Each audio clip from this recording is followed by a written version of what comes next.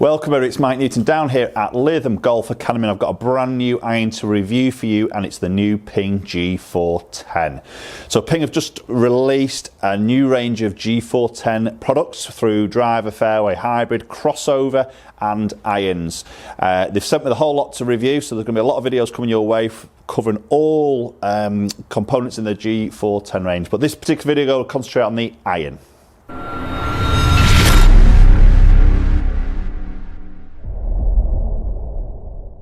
Okay, so Ping G410 Irons. So basically what Ping have done here, they've pushed the boundaries again, and they're thinking, obviously the G410 Iron has been very, very successful. It's quite a big appearance, big head, big cavity, obviously very, very forgiving. So the engineers at Ping apparently have gone, well, how can we make an iron that's more forgiving but in a smaller package? And this is what the G410 is actually offering. So slightly smaller head shaping than G400, less offset. We've got multi-material in the head.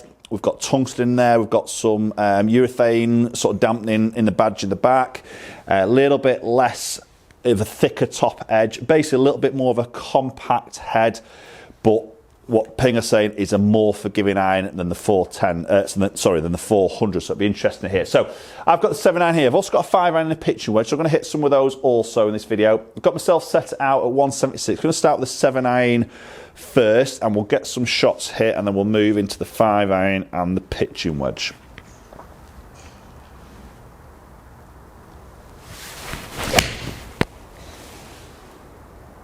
Yeah, lovely. Okay, so I think first appearance there, as I put that down by the golf ball, is, yes, it does look a bit more compact than the G400. It's a very nice sort of shape in the toe section. It's that nice sort of satin finish that we've seen in a few of the models recently from Ping. So it is a very nice looking golf club. A little bit less offset. I think they're saying it's 10% less offset than the seen in the G400, so not as big on the offset, not as thick on that top line. The blade length is a little bit shorter as well, so again that hedge sizing is just a little bit smaller.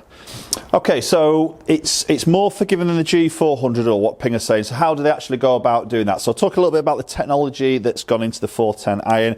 We've got a real big undercut in the bottom of the club, but also we've got an undercut in the top edge of the club as well. So what that does, it helps to promote more spring effect on the club face, so more flexing in the face. We've got the core eye technology that we've seen again in other models of the Ping iron, but then incorporate that with this undercut on that top edge, creates more flex across the club face for greater ball speeds. So that's helping with a little bit of ball speed. We've then got a tungsten screw in the toe section. So again, we've seen that a little bit in the i500, G700. This isn't hollow, it's actually out, it's a exposed cavity basically in the back. But that screw is a tungsten screw. So there's a tungsten screw in the toe section. Then in the heel section, there's also a bit of tungsten weighting in the actual hosel itself. So that's basically allowing to pull weight away to the both extremes of the iron head, again, helping with moment of inertia. So they're saying this iron is 8% more forgiving than the G400 in terms of that MOI. Interesting way of doing things. So let's get this next one here. But I think as I do sit that down with the ball, it does sit very, very nice. It's, Ping obviously do make some really good products, and G400 I know isn't everybody's cup of tea in terms of the way it looks for the size of it. So this is just a little bit more compact, which I get, me personally. So I think this will probably appeal to maybe a more variety of golfers in terms of handicaps that may want to sort of play this club.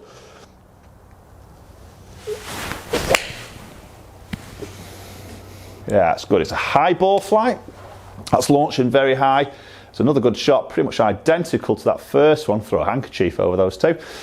So 175 carry there, and that's spun at 6,200. So decent spin number there, because this loft in this 7 iron is 30 degrees, so it's pretty strong as you'd expect. An iron that's sort of encouraging more ball speed, a bit more distance for the golfer. Then you tend to see that loft in that around that 30 degree mark nowadays. Again, still offering the power spec. So the power spec in the 7 iron is 28.5 degrees, so 1.5 degrees stronger for maybe that golfer just wants a few more yards out of it. then that offering is also there available through Custom Fit. So club offerings in the 410 iron, these are available both right and left-handed, from 4-iron all the way through to Lob Wedge. So Pitching Wedge, U Wedge, which is your gap wedge, Sand Wedge and Lob Wedge. So you can go through the whole bag really here, starting from a 4-iron.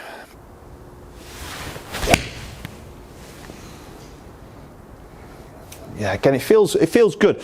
There's, I was just hitting the green quite nicely there. It's got that sort of badge in the back, which is a bit of urethane in there, which helps with a little bit of feel, a little bit of dampening of sort of sound as it comes off. So sometimes with this trampoline effect that you see off these club face, it can create a bit of a loud acoustic. So that's probably just dampening that acoustic down a little bit. And we know sound sort of relates to feel, so it tends to give a slightly better feel off the club face, which I'm sort of seeing there, to be fair. Okay, so that was a 7-iron hit. I'm just going to move into the 5-iron. So this is lofted at 23.5 degrees of lofted standard. Again, power spec is also available. So hopefully, you know, it is quite a low loft as you'd expect for a 5-iron, but with this flex of the face, a little bit of that higher launch, I'm expecting this to sort of be still quite a high launching 5-iron. Again, putting that down by the golf ball, it looks good. Just in a little bit more offset as you'd expect, you know, progressive offset as you work through the clubs. You tend to see more offset in those longer irons just to help the flight and the launch. Yeah, absolutely no issues of flight in that at all. That's quite a high ball flight. Set myself at 204 from the green then. That's a good hit. That carried, what did that carry there? 205 that was carrying, which is good, and that's spun at 4,600. So decent spin numbers there. We've seen the 7-iron around that sort of 6,200 to 6.5, and the 5-iron there for that first one anyway, 4.6. So a decent spin number for fairly strong lofted iron.